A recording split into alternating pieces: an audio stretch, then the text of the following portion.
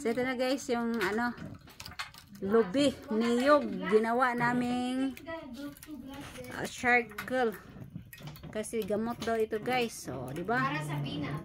Para daw sa binat, sabi ni Inday Kian. So, binat-binat na talaga to si Marjorie.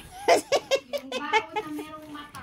So, bao daw na mayroong mata si mga Inday, mga dudong. Gamot daw yan sa binat. So, remember ha. So, gawin nyo rin to. Tapos, lagyan ng tubig. Inumin. So, ayan. So, see you then later. So, ayan na guys. Ilalagay na sa tubig. Oh. Yung ano, niyog. Bungo. Bungo. May mata. So, yung bandang may mata guys. Hindi yung sa puwitan. Ganyan pala. Yun. First time ko itong nagawa. May nagsabi sa akin dito, pero hindi ko ginawa guys. Kaya wala akong alam. Ito sa ano, sa binat. Sa binat daw guys, sabi ni mga ate. O, diba? Binat-binat naman talaga itong menstruation ko. Ay, grabing trabaho sa anong panahon. Nung dalaga pa. Namagul man sa Middle East. Ayan. Hindi. So, ready na siya inumin. Inshallah, mumit. Cheers, day. God bless you.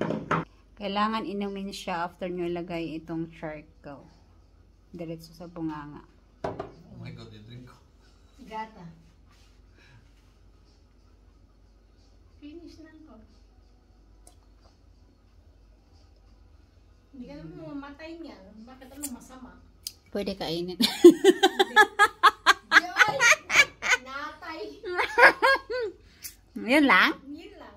O, tapos na guys, yun lang daw eh. So, nainom na namin yung tubig ng charcoal.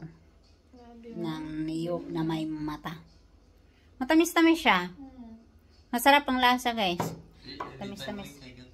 Yeah, you get pregnant. Oh, maging pregnant tayo. Sana all no. Sana. Magkatotoo tayo. Mawala yung binat-binat. Kahit may... Ito, yung laman ng niyog. May ano siya. Naihiya ko, Sisi. Diba? Ito yung ano, kinuha namin yung may mata lang. Tapos ito yung puwitan. Oh, sige. Ito lang, maliliit lang naman kasi yung niyog dito sa Armenia. Import from Espanya. Good. So that's all. Bye.